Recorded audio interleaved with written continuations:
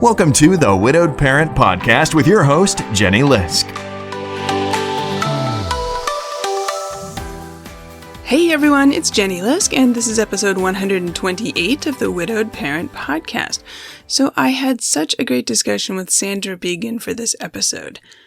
And Sandra lost her husband to suicide when their boys were just 9 and 11. And she was really open in our discussion about just how difficult it is for survivors of suicide loss. And I think this is a really important discussion, both for widowed parents who lost their partners to suicide, and also for those who love and support them and might like to better understand just how hard it can be. Before we jump into my discussion with Sandra, I wanted to let you guys know some news from here. So first of all, the next book I am working on right now, the anthology, it's called Widowed Parents Unite.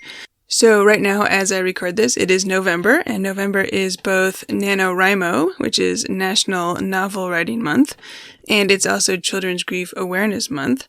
And no, this is not a novel, but a lot of writers use November as a chance to sit down and really buckle down and get some writing done and get some good progress on their books. So I have been trying to work through the submissions that I've received and get this book moved along to the next stages, so stay tuned on that. And also this week actually, just a few days ago, I announced that I have another new project in the works. It's a series of children's books. It's called Kids Like Me, Stories for Grieving Children, and it is picture books, 32 pages, and there will be a series of 24 different books based on the 24 different character traits in positive psychology. So that's all I'm going to say about that for now. Stay tuned for more on that in the coming weeks. I will say, though, actually, that I am working together with my daughter on this project. She's 16, and she's an artist, and so she is going to be the illustrator on the project, and I am the author. So I'm very excited about this, and look for the first book coming in 2023. Okay, that's all the news from here. Let's get on with the show. Support for this podcast comes from BetterHelp. You can talk with a licensed professional therapist online, anytime, anywhere. Visit betterhelp.com/widowedparent to learn more and get 10% off your first month. That's BetterHelp, HELP.com/widowedparent. I hope you'll check it out. My guest today is Sandra Began. Surviving the suicide of her husband when she was 40 and her sons were 9 and 12 transformed Sandra from a successful holiday designer into a writer, speaker, bereavement expert, and life coach. While her youngest son is enjoying his first year in college in New Jersey and her oldest son is loving his first job out of college in Chicago, Sandra is joyfully navigating her new empty nesting chapter in Connecticut.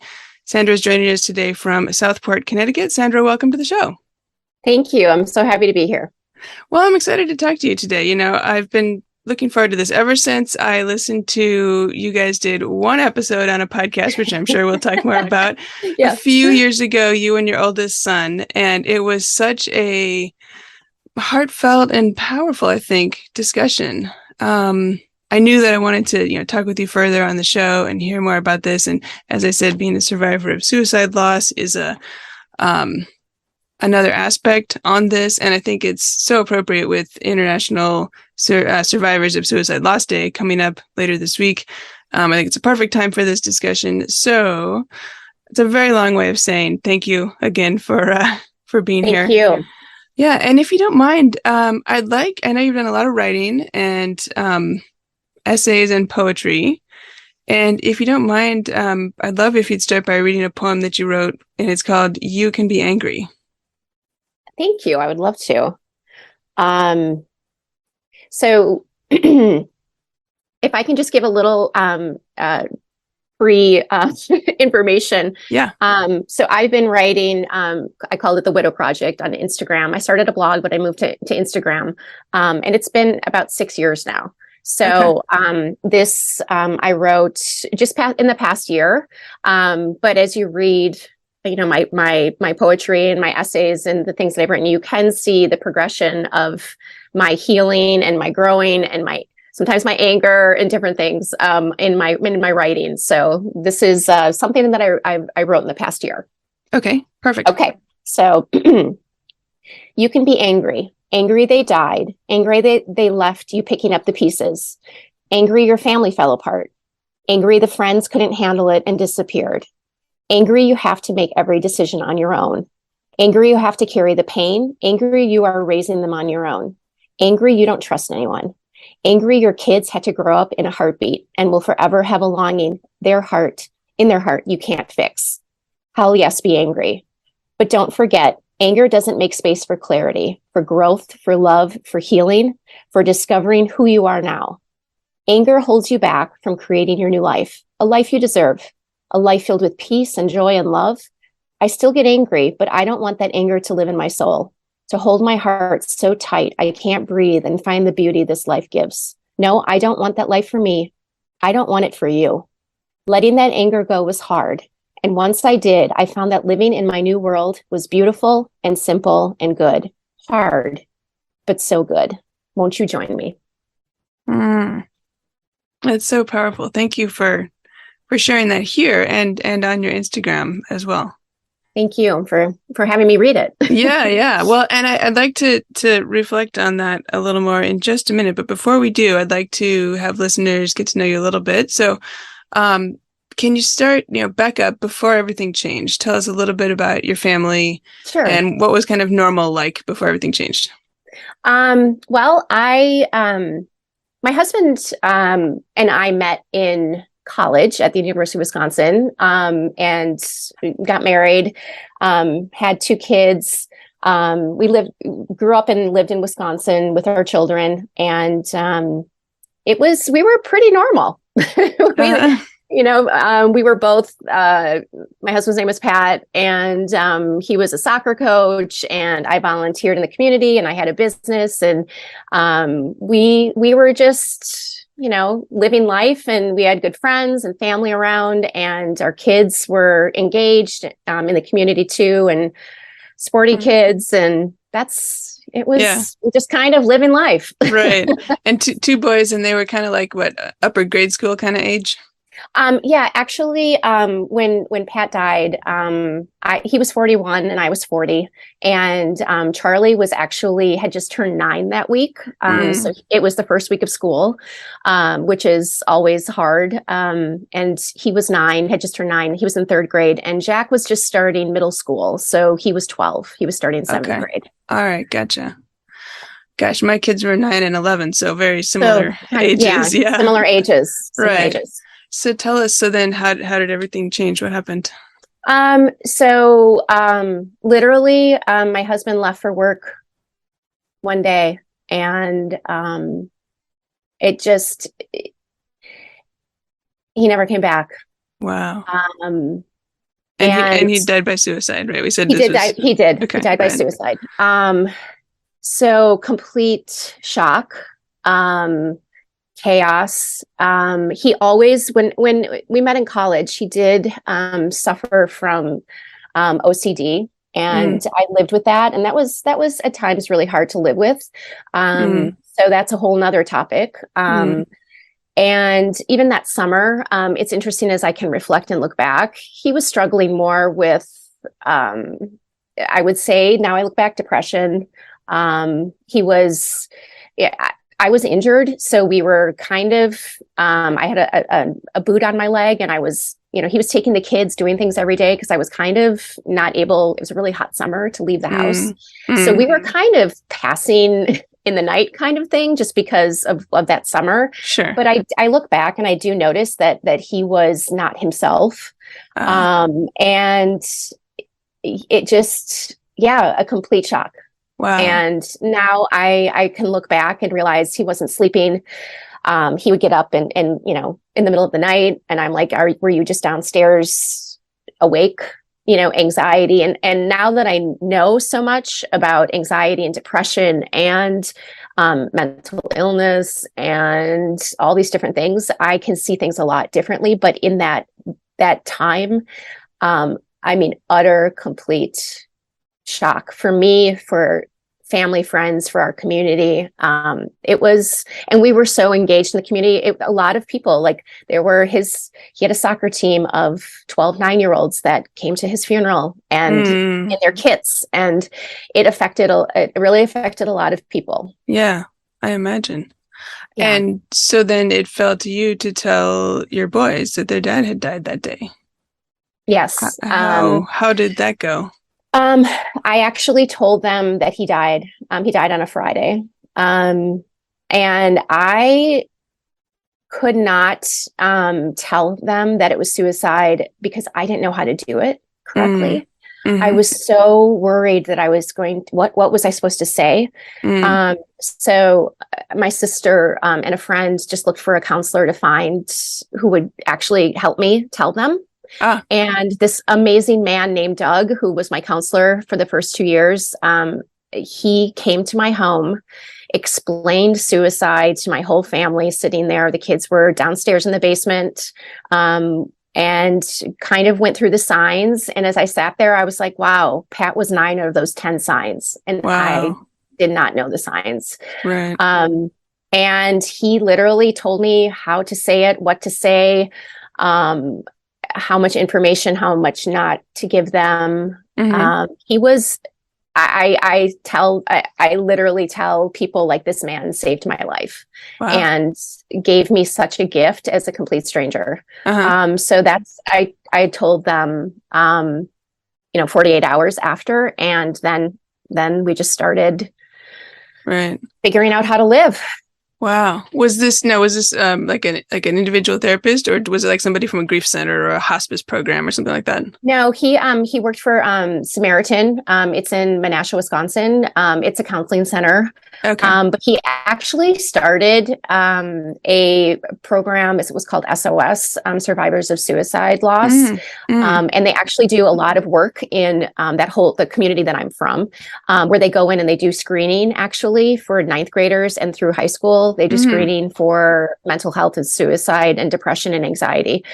So he was already very involved in working with survivors of suicide. And man. Awesome. Well, and so I think sometimes people wonder, like, how do you find somebody that knows and that can help? So thank you for telling us about that, because I think it's not necessarily obvious, where to find somebody.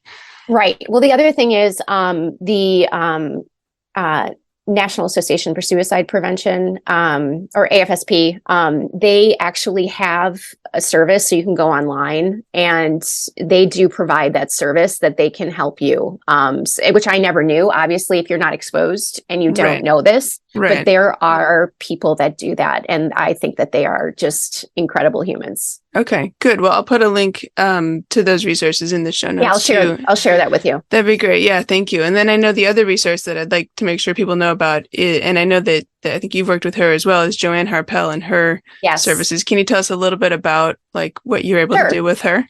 Sure. So Joanne and I started seeing Joanne about 6 years ago. My therapist actually suggested, she's in New York City. She has a company called Coping After Suicide, and she works with suicide loss survivors. Her brother died by suicide, and she is not a therapist. She is a bereavement expert. She is world renowned in the world of suicide, so she knows her stuff. And she has groups with which I've done 2 of her groups, which were absolutely amazing. It's the first time, actually, 7 years after my husband died, that I actually had a conversation with another suicide widow. Wow. A real conversation. And it was so powerful and for me, because here I am writing about it, and I'm connecting with other suicide widows all over the world on the Widow Project on Instagram. But to actually have a real conversation with these women was so powerful and healing as well. So highly suggest anybody that wants to, follow Joanne on Instagram, and then just use her groups and her services. She's amazing. Terrific. Okay, good. Thank you for telling us about that. And I did talk to Joanne a couple of years back, maybe, for one, and I'll put the link to that discussion. But it's great to hear, directly from someone who's been involved in her programs. I've heard a lot of good things about it. So, yeah, great. Thank you. Cool. Great. So let's back up to right after your husband died, and everything had been normal, and now you get this huge shock, and I'm sure that's not even begin to scratch the surface of describing it. But anyway, can you tell us a little bit about the early period, however you define that, months, weeks, years, how did that unfold, and what do you think was the most challenging in the beginning? I think in the beginning, it was more like I had to be a detective of my own life. I was trying to find an answer of why he died, and I've talked to other people, suicide widows, and they say the same thing. And there's not an answer. They were sick and they died. They had an illness as well, and they died. Right. And I think that's the hardest thing, is all of a sudden you're looking at your life and you're like, what didn't I know? And are my kids going to be okay? How am I going to survive this? We're never going to survive this. It's not like, it's not like you get married and you can ask all your girlfriends, well, how did you do this? Or you have a baby and you can ask all your girlfriends, like, hey, what'd you do here? Or even raising kids. Like, I didn't know another suicide widow. And how was I supposed to find her? And so I think that isolation, and just, and also, telling your 9 and 12-year-old and they have to process at their stages of. I think we froze up there for a second. We did. I think we're back. Well, okay. Listeners, hopefully we can patch this together. Right. I think you were just starting to say, from what I heard, needing to tell your 9 and 12-year-old and their levels of cognitive understanding at those ages. Yes. That was a whole experience of how do you parent that? How do you move them? They basically, if you do listen to my podcast where my son Jack talked about those first 2 years in 7th and 8th grade, he's like, he doesn't remember them. He would go in the bathroom, and my other son too, they would go and hide and cry and not be able to explain anything. How do you, and there was a lot of shame involved there, because, oh, here, your dad is a soccer coach and he killed himself. Yeah. And I listened to that. Actually, I listened to that episode 3 years ago when it first came out, and I listened to it again before we talked today, because it was so powerful. And a number of things struck me. And one of them was that Jack talked about being known as the kid whose dad died. Mm-hmm. And then even worse, the kid whose dad died by suicide. Right. Right. Right. That's hard for kids. It is. It's hard for all of them. And I say to people sometimes, my dad's still alive. I'm 50 years old. Mm-hmm. I didn't live a whole life without him. And none of our children did. They all that experience. My kids now, I'm 10 years out, and my Charlie is my younger one. And he's just like, I don't remember Dad. I remember him from pictures. And I think about, Jenny, what do you remember from age 9? Well, hardly anything, actually. Nothing. Nothing. How do we remember through photos or things and what other people tell us? But stories over the years, right? Stories, right? Yeah. But and that is for me.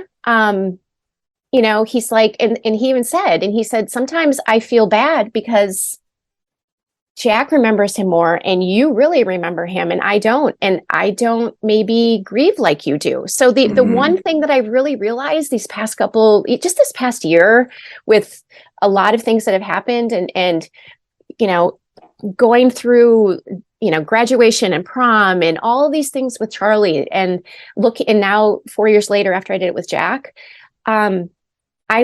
he's not as affected as from his sadness going through these very powerful, like graduation is a really big moment.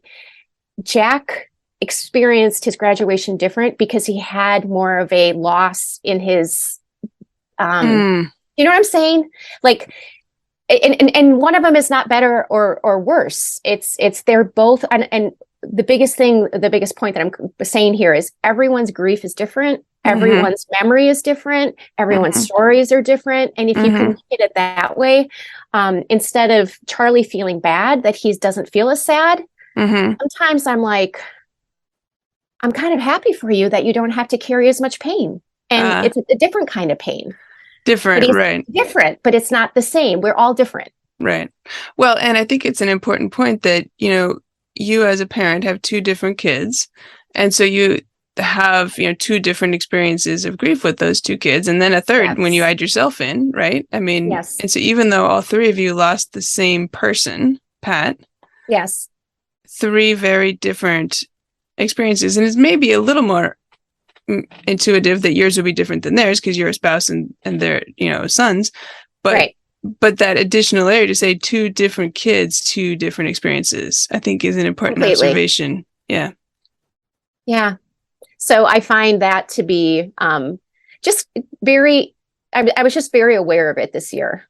Right. And he sometimes would say, I just kind of feel bad that I don't feel as bad. And that's a whole thing too, right? Feeling that guilt, right? Guilt. Like, am I a bad son or something because I forgot my dad or, like that, right? And then that's a whole other layer. Yeah. Yeah. So it's all different layers for everyone personally. Everyone's grief is so different. Back to the discussion you and Jack had on your interview. And I'm going to put a link. I may have already said this, but in the show notes, because I'd encourage listeners to go and listen to that discussion. One thing that struck me was how mature Jack was. Yes. I assume still is, but he was 3 years ago at age 19 or something. He was 19. Yeah. Yeah. We always, when Jack was in second grade, his nickname was the president because Jack was the kid that would rather sit with the adults and listen to the adults. So Jack has always been an old soul. Yeah. Well, I think it's a privilege to, and so thank him for sharing with us, right? A young man's view. Mm-hmm. And it was just the two of you talking in your closet, let's turn this thing on and record and let's just talk and let's let the world listen in. Yeah. And that's what we did. And Charlie was out mowing the lawn. Yeah. Yeah. One of the things that struck me that I think a lot of parents will relate to, you talked in that discussion about how, so your kids miss so many days of school in the first months, year, 2 years. I'm not sure what time period. You mentioned that the word truancy was kind of triggering for you. But I think that challenge is real, right? Yes. What do you do day in and day out when, the kids won't go to school for whatever reason? I think, I don't know, can you tell us a little bit about how that unfolded and kind of how you got through it? I can't. So yeah, it was, the year that Pat died, it was, so, he died in September. And it's amazing how when people say, oh, I live out where Hurricane Sandy was, in Connecticut. And people out here had their basements flooded. I live by the beach and they're like, I don't remember what year that was. I'm like, that was 2012. The year, right? It's the beginning of your new life. And, so 2012, he died.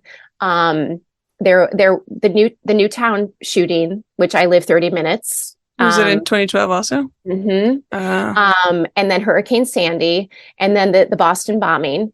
Wow. And Charlie, and I can say this, one day I said, Charlie, you need to go to school. We're going to get you to school. And he's like, I'm not going to school because something bad's going to happen to me there.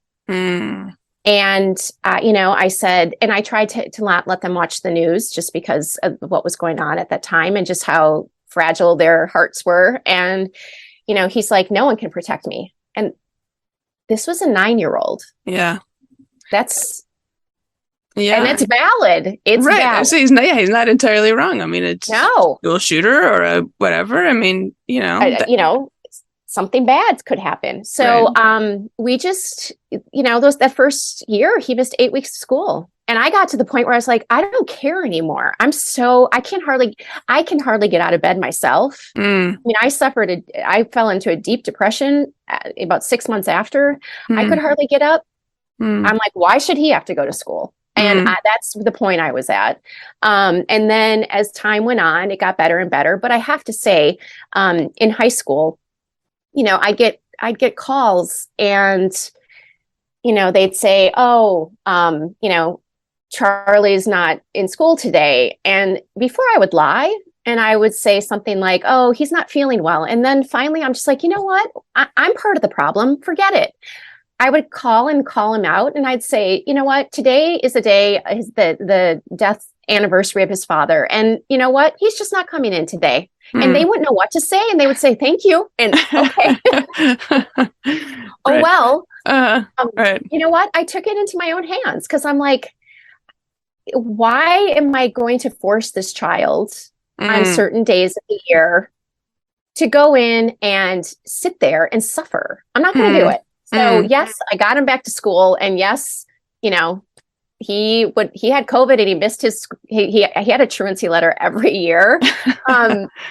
Thank God he's done with public school right now because I'll never get a truancy letter again. It relieves one of my triggers. But there you go. See, yeah, I'm done. But I do have to say, like, I just got to the point. I'm like, this is the reality of this situation, and they always had empathy and compassion for it. Right. Once I was honest, I just got done lying about it. Right. Well, and so then that reminds me then of other school related things like, they often have the special guest speaker who comes in and talks about suicide, or the screening for the this or the that. And can you talk a little bit about how you managed or that? Address some of that kind of stuff? Yeah. Yeah. So Jack, actually, one time there was a suicide, someone coming in, and he came home, and he was a junior, and he's like, I'm not going to that. Like, I could probably teach that. I could do that workshop. He's like, I don't want to do it. And he goes, and I don't want to sit there and have everyone looking at me who know that dad died by suicide. I'm just not going to do it. Right. So I called him into the school and called him out, and a dean called me and was like, you know what? We're not going to excuse that. He needs to go. And I said, yes. And I was like, hold on. I said, so you're basically telling me that a kid that was in a burning house and covered in burns, you're going to make him walk back into a burning house because it's what you want, or, school policy. I said, Jack is not going to that event, period. And mark him tardy, mark him whatever. But I said, I'm not, like, why would I have my son do that? No. And so I just got very, Did they back down? They backed down. Good. They backed down. Good. Yeah. I'm glad to hear that. Yeah. But sometimes situations like that, right. It was just like another thing. And I'm sure you know that. It's just like another thing you have to explain, or another thing that you have to manage, or things that someone doesn't understand. And I just kind of got to the point where I just stopped explaining. And I just was like, this is just, whatever I say might not work for you, but please just accept what this family needs right now. Right. Well, and I think an important, point of all this is, this was a high school situation, right? I think a lot of times parents think, okay, well, if they're younger, if they're in grade school, I'll talk to the teachers or whatever. By the time they're in high school, and it's like, there's stuff to keep an eye on, and where you might need to intervene. And I did not. I was always one. When the kids would go to a new school, when I moved actually to Connecticut, and had to sit down with complete strangers when Charlie was in 5th grade and say, this is who my son is. He's not a truant. His file is thick. And I had to sit there and say, so, if you notice things, could you just keep an eye on him? Or if you're in health class, you're talking about death, please let me know. Because also he would be like, I just wanted to leave that class when I was in health and they were talking about death, and I just wanted to go hide in the bathroom. Well, and health class especially high school health class. There's a lot of topics that could be triggering for a lot of our kids, right? Absolutely. Whether our kids are, in the situation because their parent died by suicide or died from any other cause, there's still plenty of triggering topics. Because you've got all the suicide units, you've got all the mental health units, you've got all the drug units, Yes. Then maybe you get a break and you talk about, I don't know, nutrition or exercise or something. And then you're back to another difficult, Yes. one. Yeah. So all of our children, and and I just think that sometimes there maybe is just this lack of being like, well, how many kids here might this be triggering to? Yeah. How many kids really are affected by a drug overdose or, an illness? And it's not just a parent. It could be a sibling or a grandparent or their best friend. Right. So yeah, our kids have a lot to navigate. Yes. Yes, they do. Yes, they do. You mentioned that you guys moved, and I wanted to ask about that. You had lived in Wisconsin for sounds like much of your life, including college and everything, and your, younger married and younger kid years in Wisconsin. Your husband died in Wisconsin. And then at some point, how and when did you decide to leave Wisconsin? I was maybe about 14 months out, and it had snowed for 40 days. Oh. And I was in a deep depression. And actually, I kind of hit a lowest low of lows.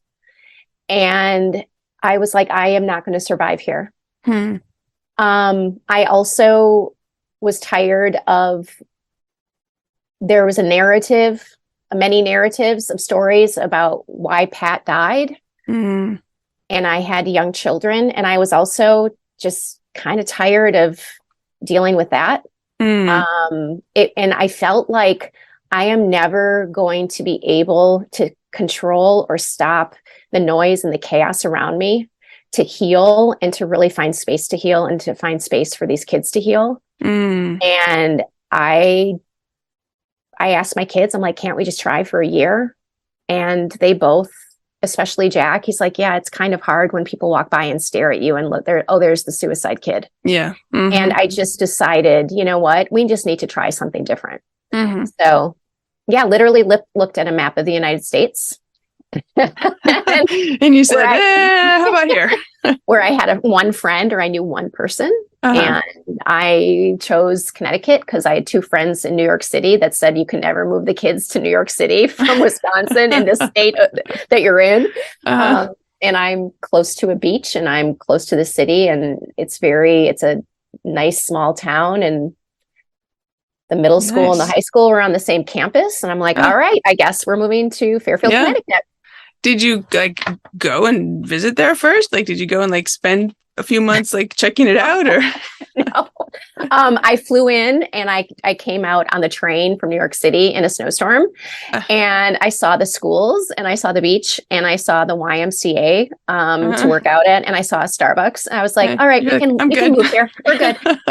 We can try. That is so funny. Yeah. And so, okay, but then let me just ask you about the logistics of trying. I'm trying to imagine if I was going to say, let me try moving to Connecticut for a year. What would I do? Would I sell my house? And then that feels kind of final, right? Because then if you want to move back, you don't have your house anymore. But if you don't sell your house, maybe you can't afford to move and pay for another house. That seems a little tricky. Right. So, I gave away most of my possessions. I also, and I think I have written something about this. Living with a man with OCD is a whole nother layer. And one time I remember Doug, my therapist, I was like, why do I feel like I painted my kitchen white? I painted my bedroom. I moved everything. And he's like, you're kind of shedding and cleansing your own pain from because I was living with someone with a mental health issue, and it wasn't extreme, but it also affected how I lived. It affected how the kids lived. Sure. Everything had to be, dark and straight. And I was kind of a light, and now everything I buy is white and peaceful and calm. And it was more of I think kind of a cleansing of a lot of the stuff that I had lived with. And that's something that maybe, if someone dies by the one thing that I have to say about suicide is there's so many mental layers that and some of my widow friends have said we don't talk about, like, that's not even a thought that comes to us about either yourself or your kids, or because there is no death certificate, there is no reason, there's no I have to, and my kids have to figure out how to live with not knowing. And it's hard. So you create a lot of stories in your head, and there's a lot of chatter in your head of why. And yeah, I think that's the best way I can explain it. Yeah. Do those stories end up being helpful, or do those stories end up like making things harder somehow? Not always. Not always helpful. Yeah. You can, go down a rabbit hole with those stories. I imagine. Yeah. Yeah. And that's actually why I'm becoming and have become a life coach, because the things that I've learned, the tools that I've learned to manage your mind, is I have really dug deep in. I read any book on the psychology of humans, development. I've taken graduate level classes. I kind of wanted to figure out the mind. Because I was looking for answers, and I learned a lot along the way, and I learned how to manage my own mind with things that I didn't know before. And I do wish I would have known some of these things, that I probably wouldn't have suffered as much the past 10 years. Yeah. You've mentioned that you've talked with a lot of widowed people, and especially suicide widows. What do you think are some of the main concerns that you hear? What are some things in common that maybe other people wouldn't realize or understand? That suicide widows have in common? Yeah. This may be, I'll just say it. It may be hard to hear. I immediately go to my son's may kill themselves. And that's that's not something as a mother that before you experience it, I would have never thought my sons may kill themselves. Right. That wasn't even a thing. It wasn't on my radar screen. Yeah. So that was a lot of trauma work that I did with a specialist, because my widow friends, who their husbands died by cancer, that's not on their radar. So I think that my biggest thing was I need them to share their feelings. I need them to be honest. I needed to be honest with them. I think we talk probably about things a little bit more openly than some people do, just because if they're not talking and they're not sharing, I immediately go to, they're going down a path. Right. So that's scary. It's very scary. Terrifying. It's terrifying. And that was the fear that I lived in for a very long time. And it does not feel good. Yeah. So that's how I learned how to manage my thoughts, have really open conversations with them, let them say whatever they need to say. But there would be times I'm like, maybe you're an absolute lunatic as a mother, but I'd be like, just tell me how you're feeling because you're not speaking. He's like, I'm tired. I'm just tired, Mom. I'm like, no, there's something wrong. And he's like, no, there's really nothing wrong. I'm just tired. So my mind immediately goes, and it used to go immediately to a very dark spot. Right. I hear you. That's understandable. Completely understandable. Yeah. For what it's worth, one of the things that struck me about the discussion you and Jack had 3 years ago was just how open and warm and honest your discussion was. And I think that's a reflection of what you've built with him, with both of them. It was great to hear, it's a 19-year-old boy, right? Talking with his mother about some really hard stuff. And even, back up a few minutes ago in the beginning of our conversation, and you mentioned that your younger son had talked about how he feels guilty or sad that he doesn't remember his dad. And my thought is, how wonderful that he's telling you that. Yes. Right? Not wonderful that he's feeling that, of course. No. If he's going to be feeling it, then you absolutely want to be in dialogue with him. And how wonderful that he is having that discussion with you. Yeah. And he, that was just something. And I just think that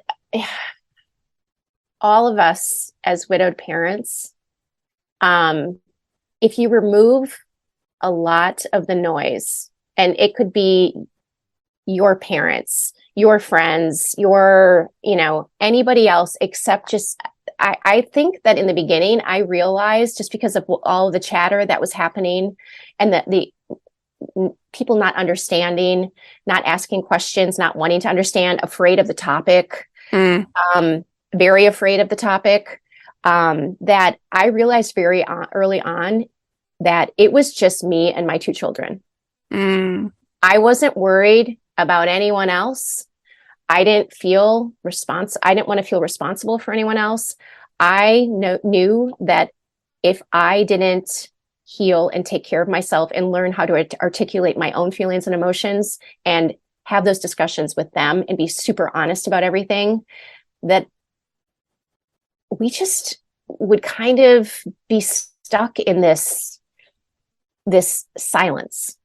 And I think I look back, and my husband maybe thought that he couldn't say that he was struggling. And I never wanted my children to have that feeling that they couldn't say, "Hey, Mom, I'm really hurting right now."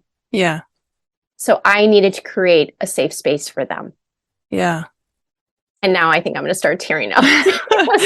Well, yeah, that's so important and profound. So thank you for sharing that. I think that's one of the maybe most important points here. Yeah. So thank you. I do want to, before we run out of time, I want to loop back to the poem that you shared with us in the beginning. Yeah. And I think and so again, it's called You Can Be Angry. And so I noticed that the first half of the poem, you talked about all the things you can be angry about. And then you move on. So can you tell us a little bit about, I don't know, where your head was at when you were writing this, and kind of what, just tell us about it. Okay. So, I was kind of, last year, COVID was over. Charlie was heading off, going to go to college. We're heading into a senior year. I'm living in Fairfield, Connecticut. I don't really feel like this is necessarily my home. And I have friends here, but I had two sporty kids, and I was an only parent, like, and you just do what you got to do. Yep. So I was kind of like, what am I doing here? Do I stay here? And just a lot of other things. And I just was kind of in a bad spot again. And I was kind of mad at myself, 9 years out, and you're still stuck, and you're still here, and you're still angry, and you're still about this. So I had a really hard time doing the laundry. For 9 years, hard time doing the laundry. Okay. And I was angry because when you're married to someone who's very particular and has some control issues due to, some mental health issues, Pat had to do the laundry, and it had to be done perfectly, and it had to be done how he wanted it to be done. And I don't fault him. It was great that he did the laundry. Thank you. But every time I would do the laundry, I was really angry. I was angry at him. I was angry at his illness. I was angry at him for leaving me and picking up the pieces. I was angry that I couldn't do the laundry. I was ashamed that I couldn't do the laundry. I was angry at myself that my boys would be like, "Mom, I don't have any clean boxers." And then I would feel like a complete failure as a mother that I couldn't get myself to do the laundry. And it's mental, right? It's a mind game with yourself. Mm. And my sister one day called and she's like, you know what? Why don't you just try to do one load of laundry every morning? Just one load. And I made myself, because I would avoid the laundry. Like everybody avoids things, right? When they're grieving, we have triggers we avoid. We have places and smells and things and people we avoid, because what it comes down to is you don't want to deal with the feelings that are going to happen when you have to do that thing. Yeah. So I didn't want to deal with the anger when I did the laundry. I didn't want to deal with the sadness. I didn't want to deal with the shame of not being able to do laundry. Who can't do laundry, right? And laundry is an ongoing laundry every day, all the time. 9 years worth of laundry is a lot of laundry, a lot of times to face this, right? Yes. And with 2 boys that play 3 sports, they're sweaty all the time. Right, I'm like, stop getting sweaty, okay? 3 shirts is not good in a day. Right. So literally, and my sister's like, just do it every morning, just one load. And I started. And this is what was my aha moment, that I didn't want to be angry anymore. I wanted to just be peaceful about doing the laundry. So I thought, how can I be peaceful if I do the laundry? I can think about Charlie and say, Charlie's going to be really happy that his football uniform is clean when it needs to be. And it's not going to be this repeat of like, Mom, why isn't done? And then I feel bad. And I'm going to feel really good that I actually am not letting my past control something in my future. So I allowed my feelings to control, and my thoughts to really control my disdain for laundry. Yeah. And every day I went in there, I actually put a little sign on the dryer with a little heart that said Charlie. And I went in, and when I would start the laundry, I'd be like, Sandra, and I would think to myself, is this good for you today? And I thought, yeah, this is really good for me, because I'm thinking of Pat not in an angry way. I'm thinking of Pat in a really compassionate and loving way. And I'm thinking of myself in a very compassionate way and loving way. And I'm getting laundry done for Charlie, and he'll be happy. So I changed how I thought about things. So when I wrote that, I was like, you know what? Unless someone says, hey, by the way, you can change how you feel about something. You can change your thoughts about something that helps you change how you feel about it. And that opened me up to everything I avoided the past 9 years. I was like, I'm going to tackle this, and I'm going to ask myself if it's good for me to keep avoiding these things. And I went through a list of things, and I tackled everything. And some of them were very hard, and some of them are still painful. But I'm like, I'm not living this life covered in anger and sadness and grief anymore. And I love that you end it with, won't you join me? Yeah. Because I think that, I don't know about you, but my friends have said, we were just happy that you weren't like crying in the corner anymore. Like, we thought you just being okay was awesome. And I'm like, being just okay is not awesome. Like, loving your life again and being able to look at your past, and I can look at Pat instead of with anger, I can look at him with love. And that's the place that I wanted to get to. Wonderful. So, yeah. And you're starting, I think, to work with people now on these things? I am. I've been working with people for a long time. I'm just finally putting my shingle up. Okay. Just tell us a little bit about what you're doing. So I obviously have kind of, like most widows, we have to reinvent ourselves, and we learn a lot along the way. So I am working with widows. I'm working with empty nester women, just people that are stuck, that are having a hard time changing their thoughts and seeing that there is a future, that there are possibilities, different possibilities of the way that we think. So yeah, I put together a couple programs, and I also offer just one session where just Q&A It can be suicide, loss survivor. It can be a widow. It can be someone who's grieving, because I have 10 years of reading, podcast listening, counseling experience that, some will be like, okay, I'm struggling with this. I'm like, okay, you should read this, go here, do this, do this. So my friends are like, you know so much, you need to offer that to people. Yeah. So it's kind of like that 45 minutes of, I want to learn about this, this, and this. And I'll tell you, like, that's where you go. And that's the person you talk to in this. So I'm offering that as well. Yeah. Terrific. Okay, great. Well, gosh, I think we could keep talking about this all day. We have so many things we could share and compare notes on and reflect on and all these things. And so this has just been so wonderful. I always like to ask my guests as kind of a wrap-up question, if you don't mind here. If you could say one thing to newly widowed parents, and especially to those whose partners died by suicide, what would you say to them? The one thing... You can give us two if you'd rather. Okay. Okay. I think I said it before, is if you have children, take the time to end the space, create the space, and create boundaries if you have to around your core, you and your kids, to really dig in and open that dialogue. I think sometimes we like, okay, well, you can go with grandma and grandpa to that game, or they're going to pick you up, or these people are, we've got family members that might be like, well, this is how we're going to do it this way. I think that you kind of have to say, you know what, until we really understand how we're processing this and feeling, just be okay with just saying no. No to all the other needs of other people, until you find that you have this relationship or this communication with your children. Give yourself the space and allow yourself to just be like, no, it's just the three of us right now.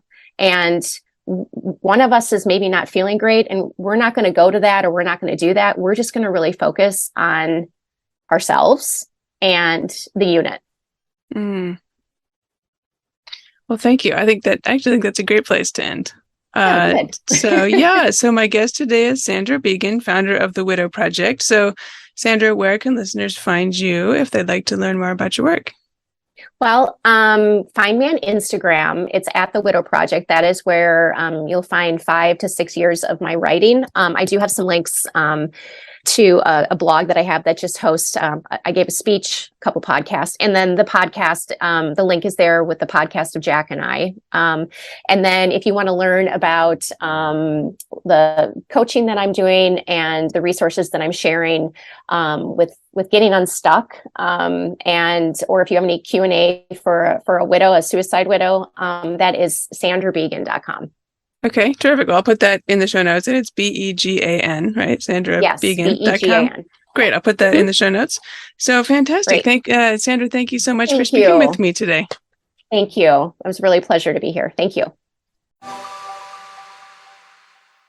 I hope you enjoyed my interview with Sandra Began as much as I did. You can find show notes and all the links at widowedparentpodcast.com. Look for episode 128.